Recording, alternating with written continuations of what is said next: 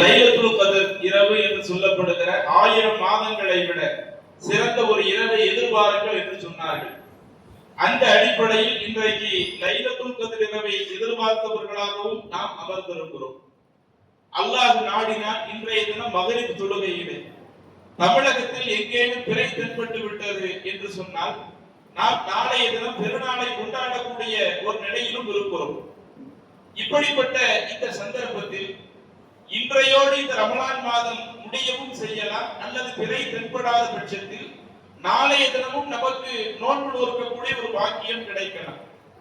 இப்படிப்பட்ட இந்த தருணத்திலே இஸ்லாத்தினுடைய மிக முக்கியமான சில தகவல்களை நாம் தெரிந்து கொள்ள கடமைப்பட்டிருக்கிறோம்.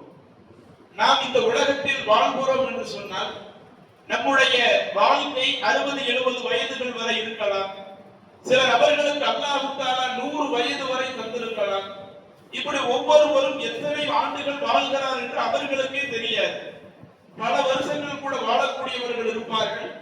அல்லாஹ் நாடினால் விரைவிலேயே அல்லாஹ் சிலருக்கு மரணத்தையும் வைத்திருக்கலாம். இப்படிப்பட்ட இந்த சந்தர்ப்பத்தில் நாம் வாழக்கூடிய இந்த உலக வாழ்க்கை இருக்குதுல்ல, ஒரு ஆளு 100 வருஷம் வாழ்றாருங்க, நாம ஃபுல்லா வாழ்ந்து அனுபவிச்சுட்டோம் என்று சொல்லுகிற அளவிற்கு பெரிய வாழ்க்கை அல்ல. மறுமையை ஒப்பிடுகிற பொழுது அல்லாஹ் தன்னுடைய திருமறையிலே கூறி காட்டுகிறார். மறுமை நாளிலே அல்லாஹ் தஆலா அடியார்களிடத்திலே கேட்பான், கால கப்ல அபிஸ்தும் ஃபில் அர்தி அதத சினீன், நீங்கள் உலகத்தில் வாழுகிற பொழுது எத்தனை ஆண்டுகள் வரை நீங்க வாழ்ந்தீங்க என்று அல்லாஹ் தஆலா மனிதர்களிடத்திலே கேட்கிற பொழுது அங்கே மனிதர்கள் சொல்லுவார்களா, காலு லபிஸ்னா யௌமன், நாங்கள் ஒரு நாள் தான் உலகத்திலே வாழ்ந்திருக்கிறோம், அவ் பஅத யௌம், அல்லது சில நாட்கள் தான் நாங்கள் வாழ்ந்திருக்கிறோம். அந்த மறுமையை ஒப்பிட்டு பார்க்கிற பொழுது மறுமை நாளோடு இந்த உலக வாழ்க்கையை அல்லாஹ் ஒப்பிட்டு சொல்லுகிறான். இந்த உலகத்தில் பல வருஷங்கள் வாழ்ந்தவர்கள் அவங்க அல்லாஹ்ட்ட என்ன பதில் சொல்றாங்க, நாங்க ஒரு நாளோ அல்லது கொஞ்ச நாளோ தான் இந்த உலகத்துல வாழ்ந்திருக்கிறோம் என்று அல்லாஹ்விடத்திலே பதில் சொல்லுவார்கள். அதற்கு அல்லாஹ் சொல்லக்கூடிய அடுத்த பதில், காலையும் லபிஸ்தும் இல்லா கலீலா, நீங்கள் இந்த உலகத்தில் குறைவாகத்தான் வாழ்ந்திருக்கிறீர்கள். அப்ப நாம் இந்த உலகத்துல எத்தனை வருஷம் வாழ்ந்தாலும் அல்லாஹ்வுடைய பார்வையில் அது குறைவான நாட்கள் தான். அப்ப அந்த குறைவான நாட்களிலே விசாலமான வறுமையில் வெற்றி பெற வேண்டும் என்றால் அதற்குரிய ஏற்பாடுகளை நாம் இந்த உலகத்தில் செய்யணுமா இல்லையா? நாம் இந்த உலகத்துல வறுமையோடு ஒப்பிடும் பொழுது கொஞ்ச நாள் தான் வாழ்றோம். அப்ப அந்த நிலையான ஒரு வாழ்க்கைக்காக எதை சம்பாதிக்கணுமோ அதை இந்த கொஞ்ச நாட்களில் தான் சம்பாதித்துக் கொள்ள வேண்டும். அதனாலதான் அல்லாஹ் குர்ஆன்ல ஒரு வசனத்துல சொல்லி காட்டுகிறார், யா அய்யுஹல்லதீன ஆமனு, அல்லாஹ்வை நம்பிக்கை கொண்ட மக்களே, இத்தகுல்லா, நீங்கள் அல்லாஹ்வை அஞ்சி நடந்து கொள்ளுங்கள், வல் தன்னுர் நஃப்சும் மா கத்தபத் லிகத், ஒவ்வொரு நபரும் இந்த உலகத்தில் வாழும் பொழுதே அந்த நாளுக்காக என்ன சம்பாதிச்சு வச்சிருக்கீங்க? இந்த உலகத்துல நிறைய சேர்த்து வச்சிருப்பீங்க, லட்சக்கணக்கில் பேங்க்ல போட்டு வச்சிருக்கலாம், அல்லது நகையா நீங்க வாங்கி வச்சிருக்கலாம், வீடு கட்டி நீங்க உங்களுடைய பொருளாதாரத்தை சேகரித்து வச்சிருக்கலாம், சில இடங்களை வாங்கி போட்டு உங்களுடைய பொருளாதாரத்தை சேகரித்து வச்சிருக்கலாம். இப்படி உங்களுடைய பிள்ளைகளுக்காக, மனைவி மக்களுக்காக இந்த உலகத்துல எவ்வளவோ சம்பாதிச்சீங்களே, இப்படி சம்பாதிச்ச நீங்க அந்த நாளுக்காக, மறுமை நாளுக்காக நீங்கள் என்ன சம்பாதித்து இருக்கிறீர்கள் என்பதை உங்களில் ஒவ்வொருவரும் கவனித்துக் கொள்ளட்டும். வத்தக்குள்ளா, நீங்கள் அல்லாஹ்வை அஞ்சி நடந்து கொள்ளுங்கள், இன்னல்லாஹ் கபீரும் பிமா தஅமலூன், இறைவன் நீங்கள் செய்யக்கூடிய ஒவ்வொரு விஷயத்தையும் மிக நுட்பமாக கவனித்துக் கொண்டிருக்கிறார் அப்படின்னு அல்லாஹ் சொல்லி காட்டுறான். அப்ப இந்த வசனத்தில் அல்லாஹ் நமக்கு சொல்லக்கூடிய முக்கியமான சட்டம் என்ன? நாம் இந்த உலகத்துல இருக்கும் பொழுது இந்த உலக வாழ்க்கைக்காக பல விஷயங்களை சம்பாதித்ததை போல மறுமைக்காகவும் நிறைய சம்பாதிக்கணும். அதுல இதுவரை என்னென்ன சம்பாதிச்சு வச்சிருக்கோம், நம்மள்ட்ட என்னென்ன நன்மைகள் இருக்கிறது என்பதை ஒவ்வொருவரும் பார்த்துக் கொள்ளுங்கள் அப்படின்னு அல்லாஹ் சொல்லி காட்டுகிறார். இன்னும் நபிகள் நாயகம் ஸல்லல்லாஹு அலைஹி வஸல்லம் அவர்கள் சொல்லி காட்டுகிறார்கள், இதா மாத்தல் இன்சான், ஒரு மனிதன் மரணித்து விட்டாலேயே இன் கதஅ அன்ஹு அமலுஹு, அவருடைய அமல்கள் அனைத்தும் அத்தோடு முடிந்து விடும். நாம சேகரிக்கக்கூடிய நன்மைகள் எல்லாம் இருக்குதா இல்லையா? எப்பதான் நாம அந்த நன்மையை சம்பாதிக்க முடியுமா? உசுரோடு வாழும் பொழுதுதான் நம்ம நன்மை சம்பாதிக்க முடியுமா? இப்ப இந்த இரவு நேரத்துல தொழுது நிறைய நன்மையை சம்பாதிக்கிறோம். இறந்து போயிட்டு இந்த மாதிரி இரவு தொழுகை தொழுவ முடியுமா? சீக்கிரம் பள்ளிவாசல்ல உட்கார்ந்து திக்ர் செஞ்சு நன்மையை சம்பாதிக்கிறோம். நாம இறந்து போயிட்டு திக்ர் செஞ்சு சம்பாதிக்க முடியுமா? குர்ஆனை எடுத்து படிச்சு ஒரு எழுத்திற்கு 10 என்ற அடிப்படையில் நிறைய நன்மையை சம்பாதிக்கிறோம். மரணித்து போய்விட்டால் நமக்கு அந்த நன்மை கிடைக்குமா? அப்போ ஒரு மனிதன் வாழுகிற பொழுதுதான் நன்மை சம்பாதிக்க முடியுமே ஒழிய, என்றைக்கு இறைவன் ஒரு மனிதனுடைய உயிரை பறித்து விடுகிறானோ, ஒருவருடைய உயிர் இறந்து போய்விட்டால் அத்தோடு அவருடைய அனைத்து அமல்களும் முடித்து விடும் என்று சொன்ன அல்லாஹ்வுடைய தூதர் இல்லாம் சதகத்தின் ஜாரியா. ஆனா மூன்றே விஷயங்கள், அது அவங்க இறந்து போனாலும் அதனுடைய நன்மை நமக்கு கிடைத்துக் கொண்டே இருக்கும்.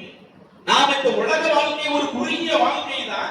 அந்த குறுகிய வாழ்க்கையில நிலையான அந்த சொர்க்கத்திற்கு நாம் நம்மளுடைய வாழ்க்கையை முற்படுத்துவதாக இருந்தால், நீங்க வாழும் பொழுதும் நிறைய நன்மை சம்பாதிங்க. நீங்க மரணிச்சு போனாலும் நமக்கு நன்மை தொடர்ந்து வரும்படி ஒரு மூன்றே விஷயம் இருக்கிறது. அதிலும் நீங்கள் கூடுதல் கவனம் எடுத்துக் கொள்ளுங்கள் என்று சொல்லிவிட்டு அதுல முதலாவது சொன்னாங்க, நாம மரணித்து போனாலும் நம்மிடத்தில் வந்து சேரக்கூடிய முதல் நன்மையாக சதகத்தின் ஜாரியா, நீங்கள் தரக்கூடிய தர்மத்திலேயே சில தர்மங்கள் இருக்கிறது, அது உங்களுக்கு என்றென்றும் நிலையான நன்மையை பெற்று தந்து கொண்டே இருக்கும். நீங்க மரணித்து போனாலும் உங்களுக்கு அந்த நன்மை கிடைத்துக் கொண்டே இருக்கும். அப்படிப்பட்ட சதகத்துல் ஜாரியாவை நீங்கள் அதிகம் இந்த உலகத்தில் செய்யுங்கள். அதே மாதிரி அல்லாஹ் உங்களுக்கு சிறந்த கல்வியை தந்திருக்கிறாங்க, அதை அடுத்தவங்களுக்கு சொல்லிக் கொடுங்க. நீங்க மௌத்தாய் போனாலும் உங்களுக்கு அதனுடைய நன்மை கிடைச்சிட்டு இருக்கும். வலதின் சாலிஹின் எதுவுள்ளவு, உங்களுக்கு ஒரு சாலிஹான பிள்ளை இருந்து நீங்க மௌத்தாய் போன பிறகு அந்த பிள்ளைங்க உங்களுக்கு அல்லாஹ்ட்ட துஆ செய்றாங்களா, உங்களுக்கு அந்த நன்மை கிடைச்சிட்டே இருக்கும். அப்ப நீங்க இறந்து போன பிறகும் உங்களுக்கு நிலையான தர்மம் கிடைக்க வேண்டும் என்றால் நீங்க உங்களுடைய பொருளாதாரத்தை சதகத்துல் ஜாரியாவாக நீங்கள் தர்மம் செய்யுங்கள் என்று அல்லாஹ்வுடைய தூதர் சொல்லுகிறார்களே. இன்றைக்கு இந்த விஷயத்தில் நாம் எப்படி இருக்கிறோம்? நாம் நம்மளுடைய வாழ்க்கையை சிந்தித்து பார்க்க கடமைப்பட்டிருக்கிறோம். நீங்கள் ரசூலுல்லாஹி ஸல்லல்லாஹு அலைஹி வஸல்லம் அவர்களுடைய வாழ்க்கையை எடுத்துக் கொள்ளுங்கள், அல்லது அவர்களால் பாடம் சொல்லி தரப்பட்ட அந்த நபித்தோழர்களுடைய வாழ்க்கையை எடுத்து பாருங்க. அவங்க தங்களுடைய வாழ்க்கையில சதகத்துல் ஜாரியாவிற்காக எவ்வளவு முக்கியத்துவம் கொடுத்திருக்கிறார்கள் என்பதற்கு சுனன் நசாயி என்ற ஹதீஸ் கிரந்தத்தில் பதிவு செய்யப்பட்ட ஒரு செய்தி. ஸஅத் பின் உபாதா ரலியல்லாஹு அன்ஹு, இவர்கள் ஸஅத் பின் உபாதா அவங்க யாரு? மதீனாவில் இருக்கக்கூடிய அன்சாரி தோழர்கள் இருந்தாங்களா இல்லையா? அந்த அன்சாரிகளுக்கு தலைவர்களாக திகழ்ந்தவர்கள் தான் ஸஅத் பின் உபாதா ரலியல்லாஹு அன்ஹு. அவங்க ஒரு முறை ரசூலுல்லாஹி ஸல்லல்லாஹு அலைஹி வஸல்லம் இடத்திலே வருகிறார்கள். வந்து சொல்லுகிறார்கள், அன்ன உம்மஹு மாத்தத், அந்த ஸஅத் பின் உபாதா அவர்களுடைய தாயார் மரணித்த பிறகு அவங்க ரசூலுல்லாஹி ஸல்லல்லாஹு அலைஹி வஸல்லம் அவர்களிடத்திலே வந்து, யா ரசூலல்லாஹ், அல்லாஹ்வின் தூதரே, இன்ன உம்மி மாத்தத், என்னுடைய தாயாரோ மரணித்து விட்டார்கள். அஃப அஸத்தகு அன்ஹா, அந்த தாயாருக்காக ஏதாவது தர்மம் பண்ண முடியுமா? அவங்க இன்னைக்கு உயிரோடு இல்ல, அவங்க மௌத்தாகி போயிட்டாங்க. மௌத்தாகி போனால் அதற்கடுத்து அவங்களுக்கு நன்மை போய் சேர வேண்டும் என்றால் அவர்களுடைய பிள்ளை என்ற அடிப்படையில் நான் ஏதாவது தர்மம் பண்ணலாமா? அப்படி தர்மம் பண்ணினால் என்னுடைய தாயாருக்கு அதனுடைய நன்மை போய் சேருமா என்று கேட்கிற பொழுது அல்லாஹ்வுடைய தூதர் சொல்லுகிறார்கள், கால நஅம், ஆமா, நீங்க உங்க தாயாருக்காக தர்மம் பண்ணுங்க. திரும்ப அடுத்து மீண்டும் அந்த தோழர் ரசூலுல்லாஹி ஸல்லல்லாஹு அலைஹி வஸல்லம் கேட்கிறாங்க, ஃபைத்து சதகத்தி அஃதல், என்ன தர்மம் பண்ண தயாரா இருக்கிற, இதுல எந்த தர்மம் எனக்கு ரொம்ப சிறப்பா இருக்கும், நிறைய நன்மையுடைய தாயாருக்கு சேர்ந்துட்டே இருக்கும் என்று கேட்கிற பொழுது அதற்கு அல்லாஹ்வுடைய தூதர் சொல்லுகிறார்கள், சத்யுல் பாய், சில ஆட்கள் தண்ணீர் இல்லாம கஷ்டப்படுறாங்க வைங்க, அவர்களுக்காக ஒரு கிணறு வெட்டி கொடுத்து அவர்களுடைய தண்ணீரை நீங்கள் அவருடைய தாகத்தை தீர்க்கக்கூடிய ஒரு பணியை செய்து விடுங்கள், அது உங்களுக்கு நன்மை நிரந்தரமா கிடைச்சிட்டே இருக்கும்.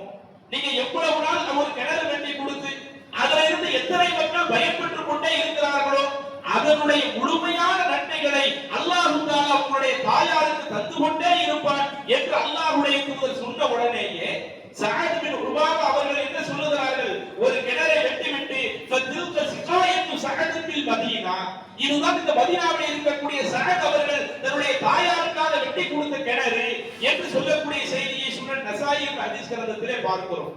அப்ப இதுல நாம கவனிக்க வேண்டிய முக்கியமான செய்தி என்ன? அல்லாஹ்வுடைய தூதர் அன்றைய காலத்துல வாழ்ந்த தோழர்களுக்கு நாம வாழக்கூடிய காலகட்டத்திலேயே நாம் மரணித்த பிறகு நிறைய நன்மை சேர வேண்டும் என்றால், அல்லது நம்முடைய குடும்பத்தில் உள்ளவர்களுக்கு நன்மையை சேர்க்க வேண்டும் என்றால் இந்த மாதிரியான காரியத்தில் ஈடுபடுங்க. ஆனா நீங்க நம்ம சமுதாயம் இப்படி எல்லாம் செய்யறத பார்க்க முடியுதா? இறந்து போன பெற்றோருக்காக நான் இந்த ஒரு நிலையான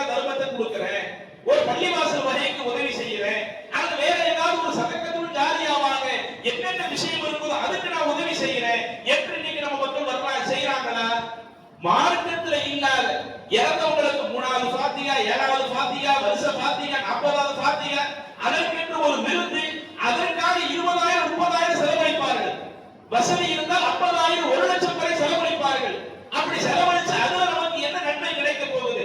மார்க்கத்தில் இல்லாத ஃபாத்திஹாவை ஓதி, மார்க்கத்தில் இல்லாத விருந்து ஏற்பாடு பண்ணி அதற்காக ஆயிரக்கணக்கில் செலவழிப்பதை விட எதை இன்றைக்கு சதக்கத்துல் ஜாரியாவாக நாம் கொடுத்தால் இறந்து போனவர்களுக்கு அதனுடைய நன்மை போய் சேருமோ அதுல கூடுதல் கவனம் எடுக்கலாமா இல்லையா? ஸஅத் பின் உபாதா ரலியல்லாஹு அன்ஹு எப்படி தன்னுடைய தாயாருக்காக சதக்கத்துல் ஜாரியாவாக ஒரு கிணறை வெட்டி தந்தார்களோ அதுபோல நாமும் என்ன செய்ய வேண்டும்? நம்முடைய குடும்பத்தில் யாரேனும் இறந்து போனால் அவர்களுக்கு நன்மையை சேர்க்க நினைத்தால் இது போன்ற மார்க்கம் அனுமதித்த வகைகளில் நன்மையை சேர்க்கலாம். அதே மாதிரி நபிகள் நாயகம் ஸல்லல்லாஹு அலைஹி வஸல்லம் அவர்களால் பயிற்சிவிக்கப்பட்ட அந்த தோழர்களில் உமர் ரலியல்லாஹு அன்ஹு அவர்களுடைய வரலாறை எடுத்து பாருங்கள். சஹீஹுல் புகாரியில 2237வது செய்தியாக பதிவு செய்யப்பட்ட ஒரு செய்தி. உமர் ரலியல்லாஹு அன்ஹு அவர்களுக்கு கைபர்ல ஒரு இடம் ஒன்று இருக்கிறது. அந்த இடம் அத உமர் அவங்க என்ன செய்யறாங்க? ரசூலுல்லாஹி ஸல்லல்லாஹு அலைஹி வஸல்லம் வர்றாங்க.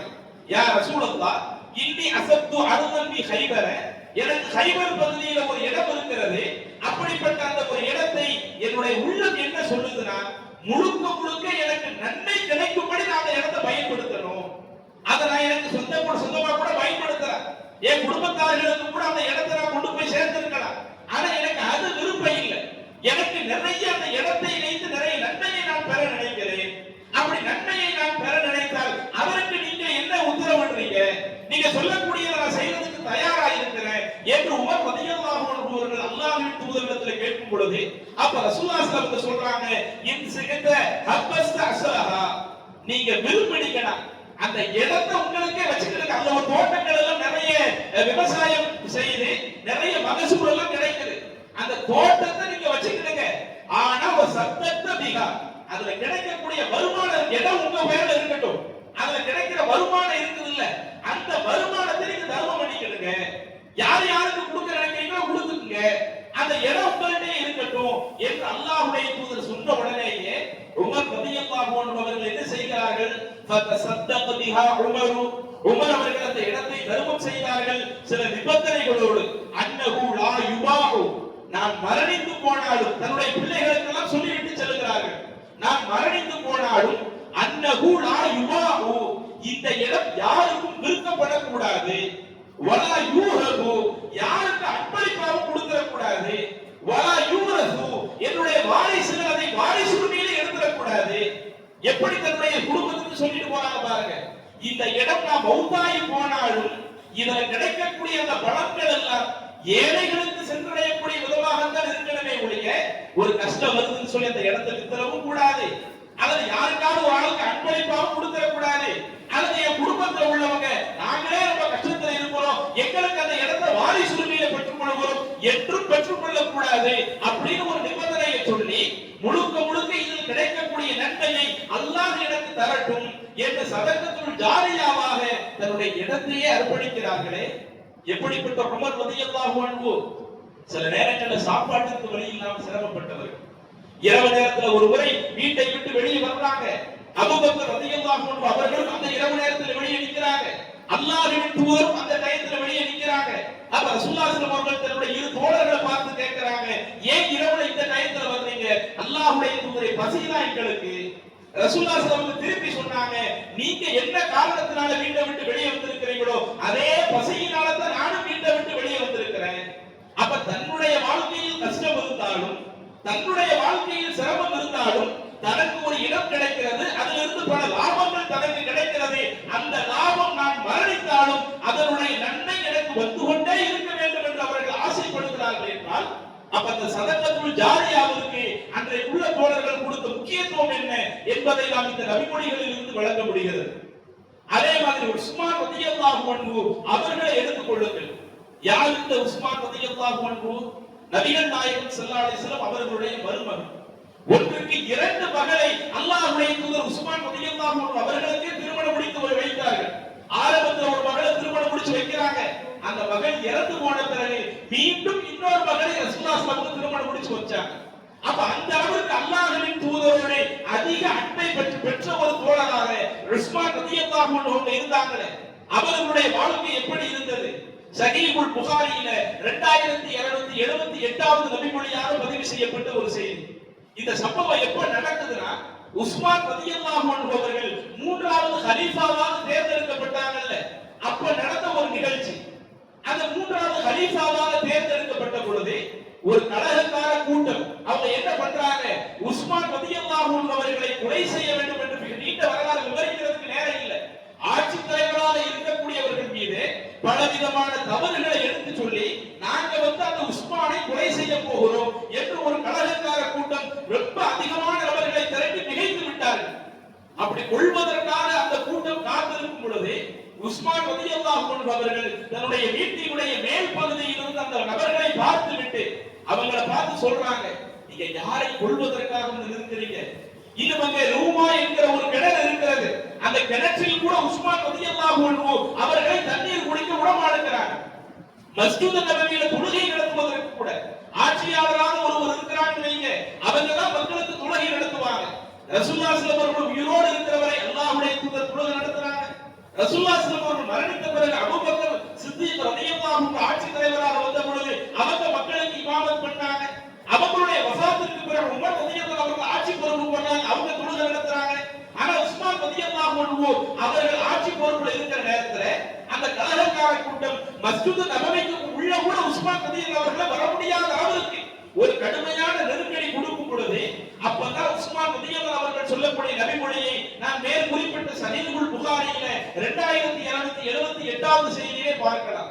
உஸ்மான் ரலியல்லாஹு அவர்கள் அந்த மக்களை பார்த்து சொன்னார்கள், அன்சுதுக்கும் வலா அன்சுதுக்கும் இல்லா அஸ்ஹாபின் நபி ஸல்லல்லாஹு அலைஹி வஸல்லம், அல்லாஹ் மீது சத்தியமிட்டு சொல்லுகிறேன், யாரெல்லாம் நபி தோழர்களாக இருக்கிறீர்களோ உங்கள் மீது நான் அல்லாஹ்வின் மீது சத்தியமிட்டு சொல்லுகிறேன் சொல்லிவிட்டு சொன்னார்கள், அலஸ்தும் தஅலமூன அன்ன ரசூலுல்லாஹி ஸல்லல்லாஹு அலைஹி வஸல்லம் قال, அல்லாஹ்வுடைய தூதர் ஒன்றை சொன்னார்களே, அப்படி சொல்லும் பொழுது நீங்கள் அந்த விஷயத்தை பார்த்து கொண்டிருக்கவில்லையா? அல்லாஹ்வுடைய தூதர் என்ன சொன்னார்கள்? மன் ஹஃபர ரூமத, அந்த ரூமா என்கிற ஒரு கிணறை யார் அதை தோண்டி மக்களுக்காக அர்ப்பணிக்கின்றாரோ ஃபலஹுல் ஜன்னah, அல்லாஹ் அவருக்கு சொர்க்கத்தை தருவான்னு ரசூலுல்லாஹ் சொன்னாங்களே. ஏன்னா ரசூலுல்லாஹ் மதீனாவுக்கு ஹிஜ்ரத் பண்ணி வந்த உடனே தண்ணீருடைய தட்டுப்பாடு அதிகமாக வருகிறது. அப்படி தண்ணீருடைய தட்டுப்பாடு குடிப்பதற்கு உகந்த ஒரு தண்ணீராக அந்த ரூமா என்கிற அந்த கிணறு தான் இருக்கிறது. அப்ப அதை நல்ல முறையில தோண்டி அதுல இருந்து பெறக்கூடிய அந்த தண்ணீரை மக்களுடைய பயன்பாட்டிற்காக யாரு கொடுக்கிறாங்களோ வலகுல் ஜன்னா, அவர்களுக்கு அல்லாஹ் சொர்க்கத்தை தருவான் என்று அல்லாஹ்வுடைய தூதர் சொன்ன பொழுது நான் என்னுடைய பொருளாதாரத்தை வைத்து அந்த ரூமா என்கிற கிணற்றை நான் தோண்டி கொடுக்கவில்லையா? அதில் கிடைக்கக்கூடிய தண்ணீரை எல்லா நபர்களும் பயன்படுத்திக் கொள்ளுங்கள் என்று சதக்கத்துல் ஜாரியாவாக நான் அதை விட்டு செல்லவில்லையா என்ற அந்த கலகக்கார கூட்டத்தாரிடம் உஸ்மான் ரலியல்லாஹு அன்ஹு அவர்கள் தன்னுடைய கடைசி காலகட்டத்தில் சொன்ன நிகழ்வை சஹீஹுல் புகாரியில பார்க்கிறோமே. அப்ப இதுவெல்லாம் நமக்கு எதை காட்டுகிறது?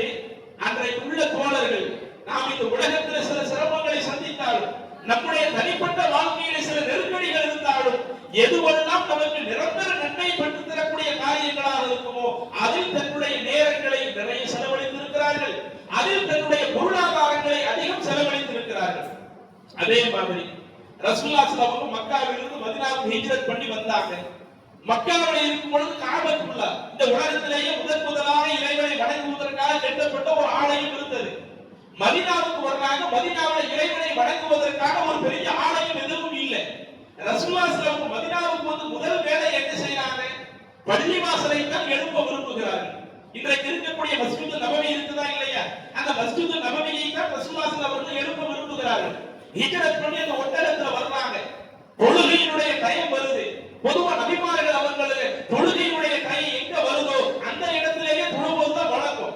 அப்ப இப்ப இருக்கிற மஸ்ஜித் நபவி அந்த இடத்துக்கு பக்கம் ஒட்டகம் வந்த உடனே தொழுகையினுடைய நேரம் வருகிறது. அப்பதான் அல்லாஹ்வுடைய தூதர் இந்த இடம் யாருக்கு உள்ளதுன்னு விசாரிக்கிறாங்க. அப்ப ரசூலுல்லாஹி ஸல்லல்லாஹு அலைஹி வஸல்லம் அவங்களுக்கு தகவல் சொல்லப்படுது, அல்லாஹ்வுடைய தூதரே இது பனு நஜ்ஜார் குலத்தார்களுக்கு சொந்தமான ஒரு இடம். அப்ப ரசூலுல்லாஹி ஸல்லல்லாஹு அலைஹி வஸல்லம் மக்களை கூப்பிடுறாங்க, பனு நஜ்ஜார் குலத்தார்கள் இங்க வாங்க, அதுல வந்து ஒரு குறிப்பிட்ட 2 அனாதை சிறுவர்களுக்கு சொந்தமான ஒரு இடமா அது இருக்குது. அப்ப ரசூலுல்லாஹி ஸல்லல்லாஹு அலைஹி வஸல்லம் சொல்றாங்க, ஃபாமினூனி காயித்தி, இந்த தோட்டத்தை இந்த இடத்தை நீங்க எனக்கே கொடுத்துருங்க, நான் விலைவாசி வாங்கிக் கொள்கிறேன் என்று அல்லாஹ்வுடைய தூதர் சொன்ன பொழுது அந்த பனூ நஜ்ஜார் குலத்தை சேர்ந்த அந்த அனாதை சிறுவர்கள் அல்லாஹ்வின் தூதரிடத்தில் சொல்லுகிறார்கள், அல்லாஹ்வின் தூதரே, நாங்க இதை உங்களுக்கு விலை பேசி இருக்க வேண்டிய ஒரு நிலை எங்களுக்கு இல்லை. நாங்க இந்த இடத்தை முழுக்க முழுக்க அல்லாஹ்விற்காகவே அர்ப்பணிச்சிருக்கிறோம். லா நத்லுபுஹு ஸமனஹு இல்லல்லாஹ். அல்லாஹ்வை தவிர இந்த கூலியை நாங்க யார்கிட்டயும் எதிர்பார்க்கல. இதற்கான கூலியை எங்களுக்கு அல்லாஹ்வே தரட்டும் என்று அந்த பனூ நஜ்ஜார் குலத்தினர்கள் சொன்னார்களே. அப்ப பள்ளிவாசலை கட்டுவதற்காக ஒரு இடத்தை அர்ப்பணிப்பதற்கு கூட அன்றைக்கு உள்ள சமூகம் முன்வந்தது. ஏன் முன்வந்தாங்க? இன்றைக்கு கொஞ்சம் யோசிச்சு பாருங்க. ரசூலுல்லாஹி அவங்களுடைய காலத்துல இருந்து இன்றைய காலகட்டம் வரை, இன்றைய காலகட்டம் மட்டுமல்ல, கியாம நாள் வரை மஸ்ஜித் நபவியிலே எத்தனை நபர்கள் தொழுகின்றார்களோ அவ்வளவு நபர்கள் தொழுவதற்கான அந்த இடத்தை இந்த பனூ நஜ்ஜார் குலத்தை சார்ந்தவர்கள் கொடுக்கிறாங்கன்னு சொன்னா அவர்களுக்கு அல்லாஹ் அவ்வளவு நன்மையை வாரி வழங்க மாட்டானா? கொஞ்சம் நெஞ்ச ஆண்டுகளா? எத்தனை வருஷம்? இப்பயே 1500 வருடம் ஆயிடுச்சு. இன்னும் உலகம் அழிக்கப்படுறதுக்கு எத்தனை வருஷம் இருக்கு நமக்கே தெரியல. அவ்வளவு வருடமும் மஸ்ஜித் நபவியில் தொழுகை நடத்தப்படுகிறது என்று சொன்னால் எத்தனை லட்சம் பேர் அங்க நின்று தொழுகிறார்களோ, அங்கே இபாதத்துகள் அதிகப்படுத்துறாங்களோ அவ்வளவு பங்குலேயும் அந்த அனாதை சிறுவர்களுக்கு அல்லாஹ் ஒரு பங்கு வைக்கிறாங்க. அந்த பனூ நஜ்ஜார் குலத்தினர்களுக்கு அந்த பங்கை வைக்கின்றாங்க. இதைத்தான் மார்க்கம் சொல்லுகிறது. நாம் வாழக்கூடிய இந்த உலக வாழ்க்கை அது அற்பமான வாழ்க்கையாக இருந்தாலும், ஒரு குறுகிய கால ஒரு வாழ்க்கையாக இருந்தாலும், நிலையான அந்த சொர்க்கத்திற்காக நிறைய நன்மையை சேர்க்க வேண்டும் என்றால் நீங்கள் உங்களால் முடிந்த அளவிற்கு எவ்வளவோ தான தர்மம் கொடுத்திருப்போம். அந்த தான தர்மம் அந்த டயத்துல மட்டும் நமக்கு நன்மை கிடைக்கிற மாதிரி இருக்கும். அந்த சதகாவை நீங்கள் செய்வதை போல எந்த தான தர்மம் உங்களுக்கு நிலையாக அந்த நன்மை வந்து கொண்டே இருக்குமோ, நீங்க மௌத்தாகி போனாலும் உங்களுக்கு அந்த நன்மை வந்து கொண்டே இருக்குமோ, அதற்கும் நீங்கள் உங்களுடைய பொருளாதாரத்தை ஒதுக்குங்கள். இன்னைக்கு இந்த பள்ளியே எடுத்துக்கிடுங்க. தொழுக வச்சாங்க 2 சகோதரர்கள். அந்த 2 சகோதரர்கள் யாரு? எங்க படிச்சவங்க? அல்லாஹ்வுடைய அருளால் இந்த மர்கஸ்ல மக்தப் மதரசா ஏற்பாடு செய்யப்படுகிறது. விசாரித்த வரையில 250 சகோதர சகோதரிகள் படிக்கிறாங்க. ஆண் பிள்ளைங்க பெண் பிள்ளைங்கன்னு சொல்லி மத்த பள்ளிகள் எல்லாம் என்ன நிலை இருக்கும்? ரமலான் மாதத்துல தொழுகை நடத்துறதுக்கு ஆட்கள் இருக்காது. அதிக நேரம் பெரிய சூறாக்களை தொழுகை நடத்துறதுக்கு ஆட்கள் இருக்காது. வட மாநிலத்திலிருந்து ஒரு இமாமை கூப்பிடுங்க என்று மத்த பள்ளிகளில் இருக்கும் பொழுது இங்கே நம்முடைய பள்ளியில நம்ம மக்தப் மதரசாவுல படிக்கக்கூடிய மாணவர்களே அவங்க சூறாக்களை மனப்பாடம் பண்ணி தொழுகை நடத்துறாங்கன்னு சொன்னா அப்ப அந்த மாணவர்களை உருவாக்கக்கூடிய ஒரு இடமாக அல்லாஹ் இந்த பள்ளிவாசலை ஆக்கியிருக்கிறானா இல்லையா? இன்றைக்கு இருக்கக்கூடிய இளைஞர்கள் போரும் கையுமாக அழைத்து கொண்டிருக்கும் பொழுது, ரமலான் மாதத்துல பள்ளிவாசல தொழுகை நடந்துகிட்டு இருக்கும் பொழுது, அவங்க வெளியே பைக்ல அங்கங்க சுத்திக்கிட்டு இருக்கும் பொழுது, லைலத்துல் கத்ர் இரவே ஒவ்வொரு டீ கடையா போய் தேடிக்கிட்டு இருக்கும் பொழுது, இன்றைக்கு அல்லாஹ்வுடைய அருளால் இங்க இருக்கக்கூடிய சிறார்களை மக்களுக்கு தொழுகை நடத்துற அளவுக்கு முன்வர்றாங்கன்னு சொன்னா அதற்கு இந்த பள்ளி ஒரு காரணமா இருக்குதா இல்லையா? அப்ப இந்த பள்ளியினுடைய ஒரு அவசியம் என்ன என்பதை முதலில் புரிந்து கொள்ளுங்கள். அதே மாதிரி லைலத்துல் கத்ர் இரவாக இருக்கட்டும், கடைசி 10 நாட்கள்ல எத்தனை ஆண்கள் இங்கே தொழுகக்கூடியவர்களாக இருக்கிறார்கள், எத்தனை பெண்கள் இங்கே தொழுகக்கூடியவர்களாக இருக்கிறார்கள். நடப்பதற்கு சிரமம் உள்ள பெண்கள், நின்று தொழுவதற்கு முடியாத நிலையில் உள்ளவங்க கூட சேர்ந்து உட்கார்ந்து தொழுகிறாலும் நமக்கு இபாதத்து வேணும். நாம இபாதத்தை நிறைய பெருக்கிக்கிடணும். வீட்டுல நம்ம தொழுதா அதிக நேரம் தொழ முடியல, பள்ளிவாசல்ல போய் தொழுதா நிறைய நேரம் தொழ முடியும். இன்னும் அல்லாஹ்வுடைய தூதர் சொன்னார்களே, யார் ஒருவர் அந்த இரவு நேர தொழுகையை ஜமாத்தாக தொழுகிறாரோ அவர் அன்றைய இரவு முழுக்க தொழுத நன்மை கிடைக்கும். அப்ப அந்த இரவு முழுக்க தொழுத ஒரு நன்மை கிடைக்கணுமா? நாம பள்ளிவாசல்ல போய் தொழுவோம். நைட் 2 மணிக்கு தொழுகை நடக்குதா போய் தொழுவோம், 3 மணிக்கு தொழுகை நடக்குதா போய் தொழுவோம் என்று சொல்லி பல ஆண்களும் பல பெண்களும் இங்கே தொழுகக்கூடியவர்களாக இருக்கிறார்கள் என்று சொன்னால் அதற்குரிய ஒரு வாய்ப்பை நம்மளுடைய பள்ளிதான் ஏற்படுத்தி கொடுக்கிறது. அப்ப இந்த பள்ளியில என்னென்ன விஷயங்கள் நடக்கிறது என்பதை பார்த்துக் கொள்ளுங்கள். அதே போல தொழுகை மட்டும்தான் நம்முடைய ஆட்களுக்கு கிடைக்கின்றதா? பல மார்க்கத்தினுடைய சட்டங்கள் இந்த பள்ளியின் மூலமாக மக்களுக்கு எடுத்து சொல்லப்படுகிறது. ஒவ்வொரு ஜும்மாவை எடுத்துக் கொள்ளுங்கள். ஒவ்வொரு ஜும்மாவில் தொழுகைக்கு வரக்கூடிய எல்லா நபர்களுக்கும் அது அரை மணி நேரம் பயானா இருக்கட்டும், 40 நிமிஷம் பயானா இருக்கட்டும், அவ்வளவு ஒவ்வொரு வாரமும் மார்க்கத்தினுடைய தகவல்கள் எடுத்து சொல்லப்படுது. அப்படி எடுத்து சொல்லி பல ஆட்களை திருத்தக்கூடிய ஒரு இடமாக இந்த இறைவனுடைய ஆலயம் இருந்து கொண்டிருக்கிறது. அந்த ஜும்மா பயான் அல்லாமல் இந்த ரமலான்ல இரவு தொழுகை நடத்தப்பட்டாலும் அதிலும் மக்களுக்கு மார்க்கத்தை எடுத்து சொல்ல வேண்டும், குர்ஆன்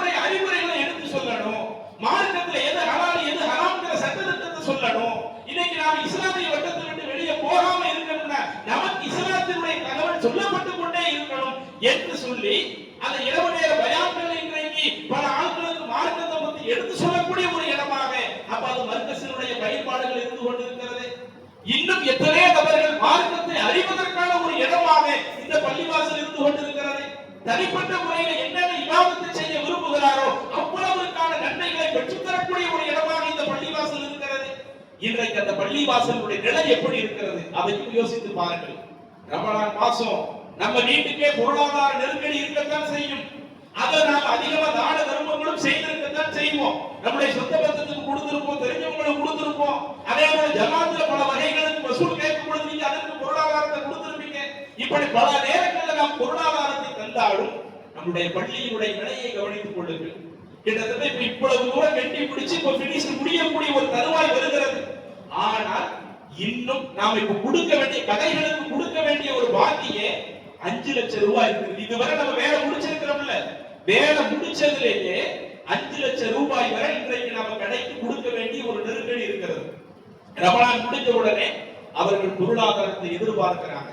ஏன்னா அவங்களும் இவ்வளவு நாட்கள் கொடுத்திருக்கிறாங்கல்ல, இவ்வளவு நாள் அவங்க ஒரு சலுகையாக நமக்கு நேரத்தை கொடுத்தது அதுவே ஒரு பெரிய ஒரு இது. அல்லாஹ் அவர்களுக்கு நன்மை தர போதுமானவர்.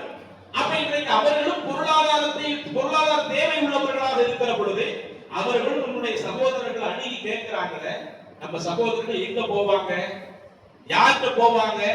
நம்ம எல்லாம் அணில் அப்பானி மாதிரியா அல்லது பெரிய பணக்காரர்களா? யாருக்கு உதவி செய்ய வேண்டாம், அப்ப நானே எல்லாம் கொடுத்துருப்பேன் என்கிற அளவுக்கு தான் நம்மளுடைய மக்கள் இருக்கிறாங்களா? எல்லாம் அன்றாட குழப்பத்தில் உள்ளவங்களாகத்தான் இருக்கிறோம். இந்த ஜமாத்துல என்னென்ன பணிகள் நடத்தப்படுதோ, இந்த பள்ளிவாசல்ல என்னென்ன பணிகள் நடத்தப்படுதோ, ரமலான்ல நோம்பு கஞ்சி விநியோகம் பண்றோமா அதற்கு கூட நாம என்னதான் பண்றோம்? ஒவ்வொருத்தரும் உங்களுக்கு அறிவிப்பு கொடுத்துருப்பாங்க, இப்படி நோம்பு கஞ்சி விநியோகம் பண்ண வேண்டியிருக்குது, அதற்கான அந்த பொருளாதார தேவை இருக்குது, பொருளாதாரத்தை கொடுங்க. எந்த ஒரு பணி செய்வதாக இருந்தாலும் அந்த பணிகளுக்காக உங்களை நம்பித்தான் நாம் இருந்துகிட்டு இருக்கிறோம்.